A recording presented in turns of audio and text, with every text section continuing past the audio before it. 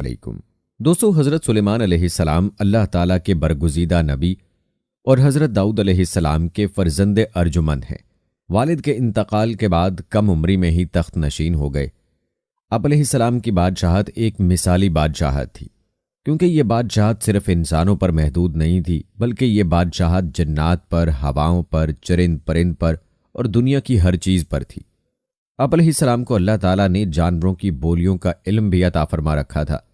یہی وجہ ہے کہ آپ علیہ السلام کی زندگی سے جڑے بہت سے واقعات بڑے دوستو سب سے پہلے آپ کو حضرت سلیمان علیہ السلام کے حسب نسب کے بارے میں بتاتے ہیں۔ یاد رہے کہ آپ علیہ السلام کا سلسلہ نسب حضرت ابراہیم علیہ السلام سے جا ملتا ہے۔ حافظ ابن کثیر رحمہ اللہ علیہ نے آپ علیہ السلام کا نسب نامہ یوں تحریر کیا ہے: سلیمان بن داؤد بن عیشا بن عامر بن سلمون بن نخشون بن امینہ آداب بن ارم بن ہارون بن فارس بن یہودا بن یعقوب بن اسحاق بن ابراہیم علیہ السلام۔ اور دوستو، جہاں تک بات ہے آپ علیہ السلام کی والدہ کی، تو ان سے متعلق بہت کم معلومات دستیاب ہیں، اور جو ہیں وہ بھی مستند نہیں۔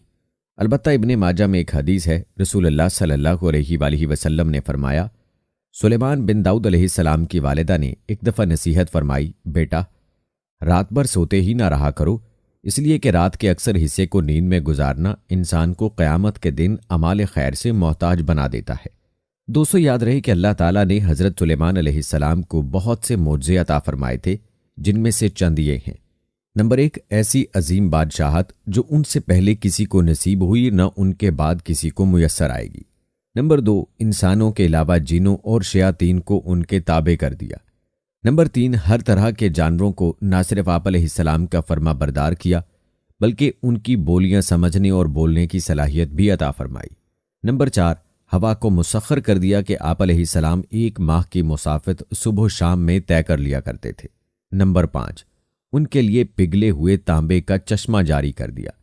اور دوستو، آپ کو یہ بھی بتاتے چلیں کہ قرآن مجید کی 7 سورتوں میں 16 مقامات پر حضرت سلیمان علیہ السلام کا تذکرہ آیا ہے۔ سورہ بقرہ، سورہ نساء، سورہ انعام اور سورہ سبا میں 1 بار، سورہ سعد میں 2 جگہ، سورہ انبیاء میں 3 بار، جبکہ سورہ نمل میں 7 مقامات پر آپ علیہ السلام کا ذکر ہوا ہے۔ روایات میں آپ علیہ السلام کے بچپن سے جڑا ایک عجیب واقعہ ملتا ہے۔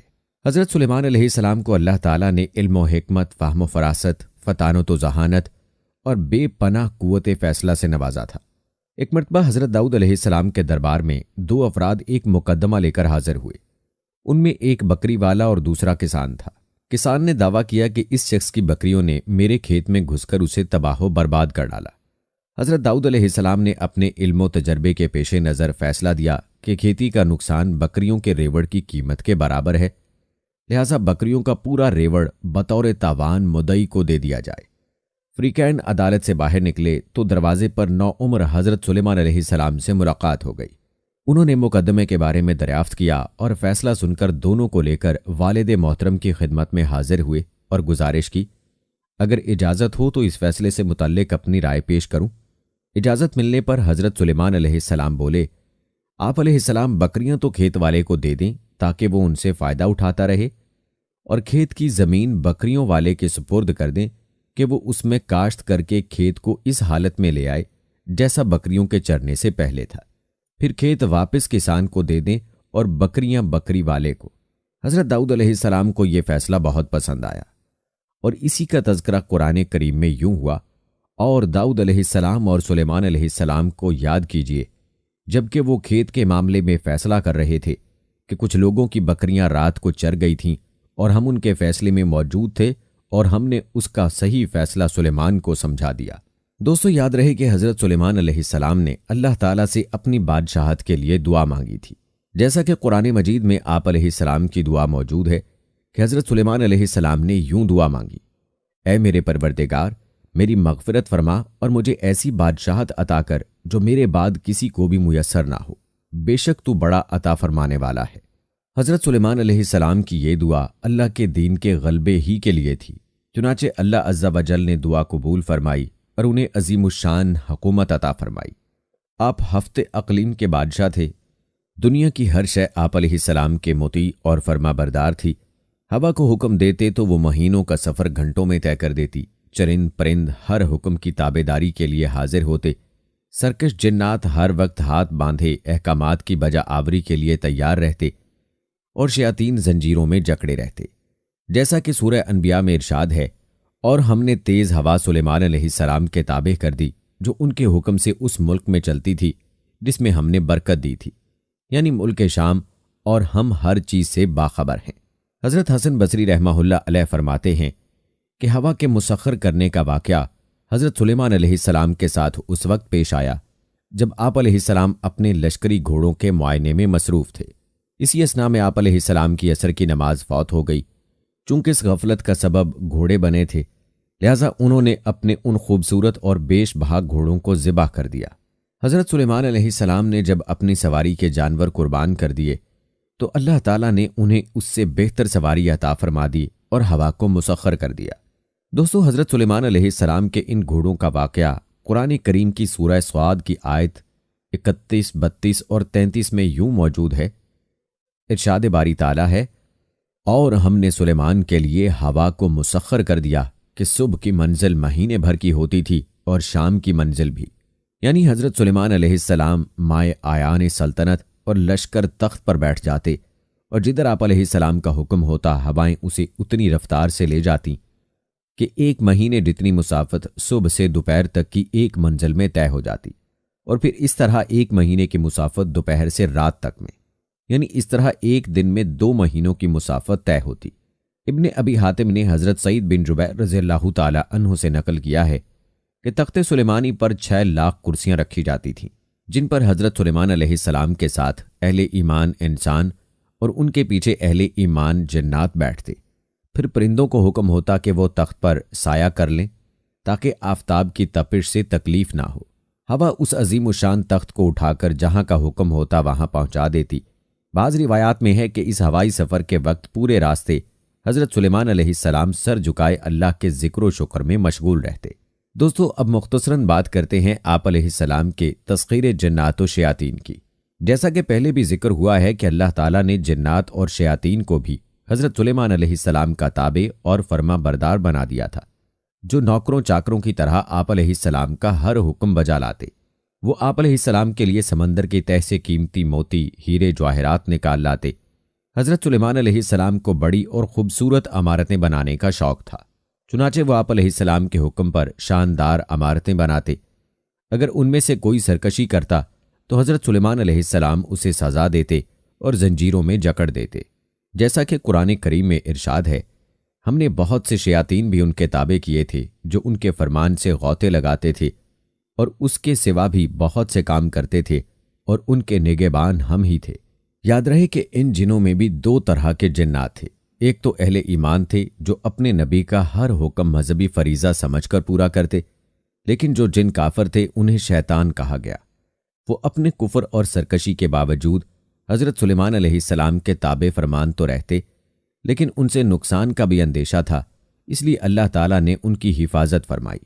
جیسا کہ سورہ سبا میں ارشاد ہے، جو کوئی ان میں سے ہمارے حکم سے پھرے گا اس کو ہم آگ کا مزہ چکھائیں گے۔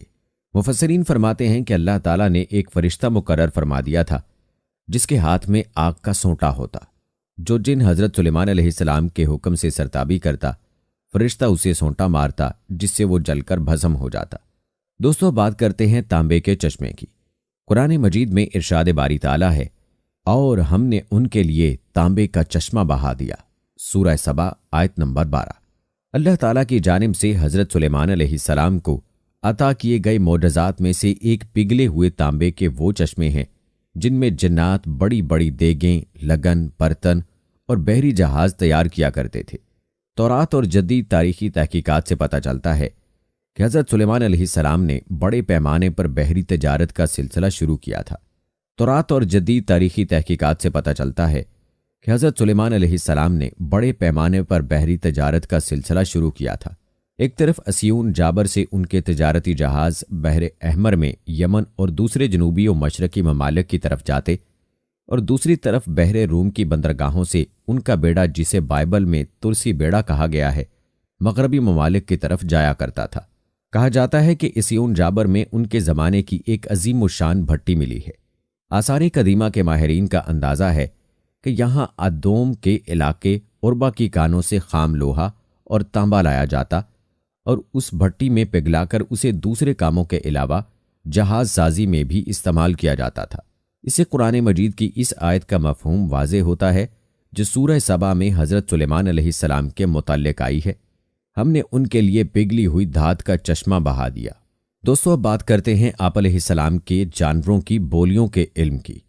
یاد رہے کہ اللہ تعالیٰ نے حضرت سلیمان علیہ السلام کو تمام جانوروں حتیٰ کہ چیونٹیوں تک کی بولیوں کے علم سے نوازا تھا، جس کا تذکرہ قرآن پاک کی سورہ نمل میں یوں آتا ہے: اے لوگو، ہمیں یعنی حضرت سلیمان علیہ السلام کو پرندوں کی بولیاں سکھائی گئی ہیں۔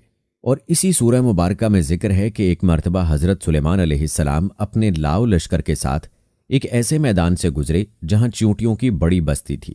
چیونٹیوں کی ملکہ نے جب لشکر کو دیکھا تو کہا: اے چیونٹیوں، اپنے گھروں میں گھس جاؤ، کہیں ایسا نہ ہو کہ حضرت سلیمان علیہ السلام اور ان کا لشکر تمہیں پیروں تلے روند ڈالے اور انہیں روندنے کی خبر بھی نہ ہو۔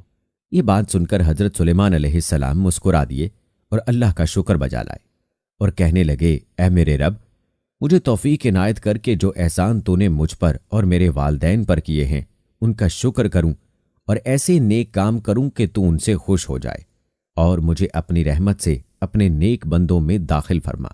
حضرت سعدی رحمہ اللہ علیہ فرماتے ہیں کہ حضرت سلیمان علیہ السلام کے عہد میں قحط پڑا تو آپ علیہ السلام نے لوگوں کو نماز استسقاء کے لیے نکلنے کا حکم دیا۔ جب نماز پڑھنے میدان میں گئے تو وہاں ایک چیونٹی اپنے قدموں پر کھڑی دعا کر رہی تھی: اے اللہ، میں بھی تیری مخلوق ہوں، ہمارا بھی تیرے فضل کے بغیر چارہ نہیں، اے اللہ ان پر بارش برسا دے۔ یہ سن کر آپ علیہ السلام واپس آ گئے اور لوگوں کو کہا کہ اب بارش ہو جائے گی۔ دوستو، آپ علیہ السلام کی زندگی میں ہدہد کی غیر حاضری کا واقعہ بھی ایک اہم اور دلچسپ واقعہ ہے۔ کہتے ہیں ایک مرتبہ حضرت سلیمان علیہ السلام نے پرندوں کی حاضری لی تو معلوم ہوا کہ ہدہد غائب ہے۔ بغیر اطلاع غیر حاضر ہونے پر آپ علیہ السلام کو غصہ آ گیا اور فرمایا: اگر ہدہد نے غیر حاضری کی معقول وجہ نہ بتائی تو اسے سخت سزا دوں گا اور ذبح کر دوں گا۔ حضرت عبداللہ بن عباس رضی اللہ تعالی عنہ سے سوال کیا گیا کہ تمام پرندوں میں سے ہدہد ہی کی تفتیش کی کیا وجہ تھی؟ آپ رضی اللہ تعالی عنہ نے جواباً فرمایا: حضرت سلیمان علیہ السلام نے کسی ایسے مقام پر قیام فرمایا جہاں پانی نہیں تھا۔ اللہ تعالیٰ نے ہدہد کو یہ خاصیت عطا فرمائی ہے کہ وہ زمین کے اندر کی چیزوں اور زمین کے اندر بہنے والے چشموں کو بھی دیکھ لیتا ہے۔ حضرت سلیمان علیہ السلام کا مقصود یہ تھا کہ ہدہد سے معلوم کریں کہ اس میدان میں پانی کتنی گہرائی میں ہے اور کس جگہ زمین کھودنے سے پانی کافی مقدار میں مل سکتا ہے، اور ہدہد کی نشاندہی کے بعد وہ جنات کو حکم دیتے کہ زمین کھود کر پانی نکالو۔ دوستو، کہتے ہیں کہ ابھی کچھ ہی دیر گزری تھی کہ ہدہد حاضر ہو گیا اور کہنے لگا: میں آپ علیہ السلام کے لیے ایک ایسی خبر لایا ہوں جس کا آپ علیہ السلام کو علم نہیں۔ میں آپ علیہ السلام کے پاس قبیلہ سبا کی ایک سچی خبر لایا ہوں۔ سبا جنوبی عرب کی مشہور تجارت پیشہ قوم تھی جس کا دارالحکومت مارب موجودہ یمن کے دارالسلطنت سینا سے 55 میل شمال مشرق میں واقع تھا۔ یہ 1000 سال تک اپنی عظمت کے ڈنکے بجاتی رہی۔ پھر 115 قبل مسیح میں جنوبی عرب کی دوسری مشہور قوم حمیر نے اس کی جگہ لے لی۔ عرب میں یمن اور حضر موت، جبکہ افریقہ میں حبش کے علاقے پر اس کا قبضہ تھا۔ مشرقی افریقہ، ہندوستان، مشرق بعید اور خود عرب کی جتنی تجارت ہوتی تھی وہ زیادہ تر انہی سبائیوں کے ہاتھوں میں تھی۔ اسی وجہ سے یہ قوم اپنی دولت کے لیے نہایت مشہور تھی، بلکہ یونانی مورخین تو اسے دنیا کی سب سے زیادہ مالدار قوم کہتے ہیں۔ ہدہد نے کہا: اے بادشاہ، میں نے وہاں ایک عورت دیکھی ہے جو اس قوم کی حکمران ہے۔ اس کو ہر طرح کی آسائش اور سامان میسر ہے۔ اس کا تخت بھی بڑا عظیم و شان ہے۔ میں نے دیکھا کہ وہ اور اس کی قوم اللہ کی بجائے سورج کے آگے سجدہ کرتی ہے۔ ابلیس نے ان کے اعمال ان کی نظر میں مرغوب کر رکھے ہیں اور انہیں راہ حق سے روک رکھا ہے، بس وہ ہدایت پر نہیں آتے کہ اس اللہ کو سجدہ کریں جو آسمانوں اور زمینوں کی پوشیدہ چیزیں نکالتا ہے، اور جو کچھ تم چھپاتے ہو اور ظاہر کرتے ہو وہ سب کچھ جانتا ہے۔ اس کے سوا کوئی معبود برحق نہیں، وہی عرش عظیم کا مالک ہے۔ حضرت سلیمان علیہ السلام نے فرمایا: اب ہم دیکھیں گے کہ تو نے سچ کہا ہے یا تو جھوٹا ہے۔ میرا یہ خط لے جا کر انہیں دے دے، پھر ان کے پاس سے ہٹ جا اور دیکھ کہ وہ کیا جواب دیتے ہیں۔ ہدہد نے حضرت سلیمان علیہ السلام کے حکم کی فوری تعمیل کی اور خط لے کر ملکہ سبا کے پاس پہنچا۔ روایت میں ہے کہ ملکہ سبا جس کا نام بلقیس تھا اس وقت بھی آفتاب کی پوجا کر رہی تھی۔ ہدہد خد اس کے قریب ڈال کر وہاں سے ہٹ گیا۔ دوستو حدیث میں آتا ہے کہ 4 جانوروں کو قتل مت کرو: چیونٹی، شہد کی مکھی، ہدہد اور سرد یعنی لٹورا۔ ملکہ نے جب خط پڑھا تو متفکر ہو گئی اور فوری طور پر درباری طلب کر لیے۔ بلقیس کی مجلس شورا کے ارکان کی تعداد 313 تھی اور ان میں سے ہر ایک 10,000 افراد کا نمائندہ تھا۔ ملکہ نے کہا، اے اہل دربار، میری طرف ایک بڑا اہم خط پھینکا گیا ہے جو فلسطین اور شام کے عظیم فرمانروا سلیمان علیہ السلام کی جانب سے ہے، جسے بسم اللہ الرحمن الرحیم سے شروع کیا گیا ہے۔ اس میں کہا گیا ہے کہ ہم سرکشی چھوڑ کر اطاعت اختیار کریں اور مسلمان ہو کر سلیمان علیہ السلام کے آگے حاضر ہو جائیں۔ اب تم سب مل کر مجھے مشورہ دو۔ تم جانتے ہو کہ میں تمہارے مشورے کے بغیر کوئی کام نہیں کرتی۔ درباریوں نے کہا، اے ملکہ، ہم طاقتور اور جنگجو ہیں، جیسا آپ حکم دیں گے ویسا ہی کریں گے۔ ملکہ نے کہا، بادشاہ، جب کسی ملک میں گھس جاتے ہیں تو اسے تباہ و برباد کر دیتے ہیں اور وہاں کے معزز لوگوں کی تذلیل کرتے ہیں، چنانچہ ان سے لڑنا خلاف مصلحت ہے۔ میں ان لوگوں کی طرف ایک ہدیہ بھیجتی ہوں، پھر دیکھتی ہوں کہ وہ کیا جواب دیتے ہیں۔ حضرت سلیمان علیہ السلام کی طرف تحائف بھیجنے کا مقصد ان کا امتحان لینا تھا کہ وہ واقعی اللہ کے نبی ہیں یا محض ملک گیری چاہتے ہیں۔ قصہ مختصر، بلقیس نے بہت سارے تحائف کے ساتھ اپنے ایلچی کو حضرت سلیمان علیہ السلام کے دربار میں بھیج دیا۔ اسرائیلی روایات کے مطابق بلقیس نے جو تحائف بھیجے ان میں سونے کی اینٹیں، جواہرات، 100 غلام، 100 کنیزیں اور ملکہ کا ایک خط بھی تھا۔ اللہ تعالیٰ نے اپنے نبی کو ان تحائف کی تفصیلات وحی کے ذریعے پہلے ہی بتا دی تھیں۔ حضرت سلیمان علیہ السلام نے جنات کو حکم دیا کہ شہر میں داخل ہونے والے راستے پر سونے چاندی کی اینٹوں کا فرش بچھا دیا جائے۔ راستے کے دونوں جانب سونے کے عجیب الخلقت جانور کھڑے کر دیے جائیں۔ وزراء اور عمال سلطنت کی تمام کرسیوں کو سونے کا کر دیا جائے۔ دربار کو ہیرے جواہرات سے مزین کیا جائے۔ الغرض جب بلقیس کے قاصد وہاں پہنچے اور انہوں نے یہ سب دیکھا تو شرمندہ ہوئے اور مرعوب بھی۔ حضرت سلیمان علیہ السلام نے قاصدوں سے کہا، کیا تم لوگ مال سے میری مدد کرنا چاہتے ہو؟ مگر دیکھ لو، جو کچھ اللہ نے مجھے دے رکھا ہے وہ اس سے بہت زیادہ ہے جو تمہیں دیا ہے، لہٰذا تمہارا تحفہ تمہیں مبارک ہو۔ اب تم اپنے تحائف کے ساتھ واپس جاؤ اور اپنی ملکہ سے کہنا کہ ہمارا انتظار کرے۔ ہم ایک زبردست لشکر لے کر آئیں گے جن کا وہ مقابلہ نہیں کر سکے گی، اور پھر ہم تم سب کو ذلت کے ساتھ وہاں سے نکال پھینکیں گے۔ قاصد نے واپس آ کر ملکہ کو حضرت سلیمان علیہ السلام کا سخت پیغام پہنچایا۔ بلقیس ایک سمجھدار اور دانا خاتون تھیں۔ وہ سمجھ گئی کہ واقعی یہ اللہ کے نبی ہیں، لہٰذا اس نے جنگ کی بجائے حضرت سلیمان علیہ السلام کے دربار میں حاضر ہو کر اپنی اطاعت کا یقین دلانے کا فیصلہ کیا، اور وہ شاہانہ ٹھاٹ باٹ کے ساتھ حضرت سلیمان علیہ السلام کی طرف روانہ ہو گئی۔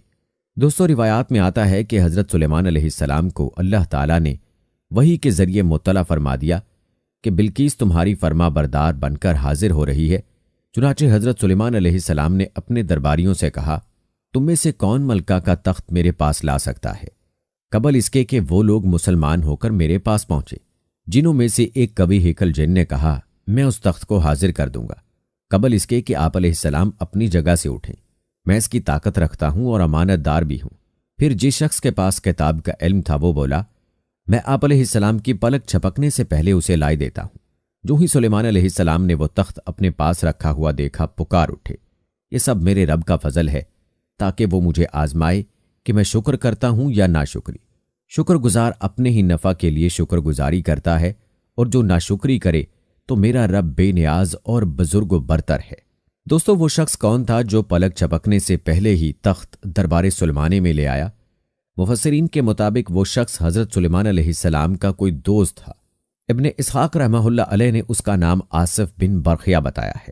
بعض روایات کے اعتبار سے یہ ان کا خالہ زاد تھا، اور یہ واقعہ آصف برخیہ کی کرامت تھی۔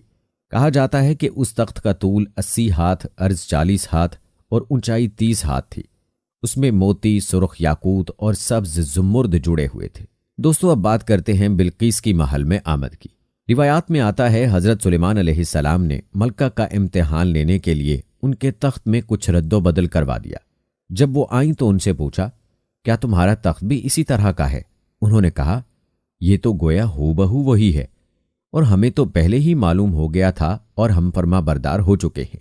بلقیس کے آنے سے پہلے حضرت سلیمان علیہ السلام نے ایک ایسی عمارت بنانے کا حکم دیا جس کا فرش شیشے کا ہو، نیچے پانی جاری ہو، پانی میں مچھلیاں اور دوسرے آبی جانور ہوں۔ حضرت سلیمان علیہ السلام اس عمارت میں اپنے شاہی تخت پر جلوہ افروز تھے اور شیشے کے نیچے سے پانی اپنی پوری آب و تاب سے بہہ رہا تھا، جبکہ اس کے اوپر کا شیشہ نظر نہیں آتا تھا۔ بلقیس کو اسی محل میں لایا گیا، جیسا کہ سورہ نمل کی آیت نمبر 44 میں اللہ تعالیٰ ارشاد فرماتے ہیں، جب اس نے اس فرش کو دیکھا تو اسے پانی کا حوض سمجھا اور کپڑا ہٹا کر اپنی پنڈلیاں کھول دیں۔ سلیمان علیہ السلام نے کہا، یہ ایسا محل ہے جس کے نیچے بھی شیشے جڑے ہوئے ہیں۔ وہ بول اٹھی، پروردگار، میں اپنے آپ پر ظلم کرتی رہی اور اب میں سلیمان علیہ السلام کے ہاتھ پر اللہ رب العالمین پر ایمان لاتی ہوں۔ دوستو، یاد رہے کہ ملکہ سبا کے مسلمان ہونے کے بعد کیا ہوا، قرآن مجید میں اس کی تفصیل نہیں ملتی، تاہم تفسیری روایات کے مطابق ان کا حضرت سلیمان علیہ السلام سے نکاح ہو گیا تھا۔ ابن عساکر کی حضرت اقرمہ رضی اللہ تعالی عنہ سے روایت ہے کہ مسلمان ہونے کے بعد بلقیس حضرت سلیمان علیہ السلام کے نکاح میں آ گئی تھیں اور آپ علیہ السلام نے انہیں ان کے ملک واپس بھیج دیا تھا۔ حضرت سلیمان علیہ السلام نے یمن میں ان کے لیے 3 محل تعمیر کروائے۔ آپ علیہ السلام وہاں تشریف لے جاتے اور 3 روز قیام فرماتے۔ واللہ عالم۔ دوستو، اب بات کرتے ہیں بیت المقدس کی تعمیر کی اور حضرت سلیمان علیہ السلام کی وفات کی۔ سورہ سبا کی آیت نمبر 14 میں حضرت سلیمان علیہ السلام کی وفات کے بارے میں فرمایا گیا ہے، پھر جب ہم نے ان پر موت کا حکم صادر کر دیا تو ان کی خبر جنات کو کسی نے نہ دی سوائے گھن کے کیڑے کے جو ان کا عصا کھاتا رہا۔ پس جب سلیمان علیہ السلام گر پڑے، اس وقت جنوں نے جان لیا کہ اگر وہ غیب جانتے ہوتے تو ذلت کے عذاب میں مبتلا نہ رہتے۔ دراصل جنات کے بارے میں مشہور ہو گیا تھا کہ وہ غیب کی باتیں جانتے ہیں۔ اللہ تعالیٰ نے حضرت سلیمان علیہ السلام کی وفات کے ذریعے اس عقیدے کے فساد کو واضح کر دیا۔ حقیقت یہی ہے کہ غیب کا علم سوائے اللہ تعالیٰ کے کسی اور کو نہیں۔ حضرت سعدی رحمہ اللہ علیہ فرماتے ہیں، حضرت ابن عساکر رضی اللہ تعالی عنہ اور دیگر کئی صحابہ کرام رضوان اللہ اجمعین سے نقل کرتے ہیں کہ حضرت سلیمان علیہ السلام کا معمول تھا کہ آپ علیہ السلام بیت المقدس میں کبھی 1 تو کبھی 2 سال تنہائی میں بسر کرتے تھے۔ اسی طرح بعض اوقات وہاں 1 یا 2 ماہ تنہا رہتے اور اس دوران اپنا کھانا پینا ساتھ رکھتے۔ حضرت سلیمان علیہ السلام نے بیت المقدس کی تعمیر کا بہت سا کام مکمل کروا لیا تھا۔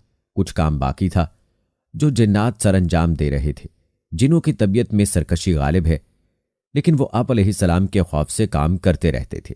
حضرت سلیمان علیہ السلام نے دعا کی تھی، اے اللہ، میری موت سال بھر تک جنات سے مخفی رکھنا تاکہ انسان جان لے کہ جنات غیب کا علم نہیں رکھتے۔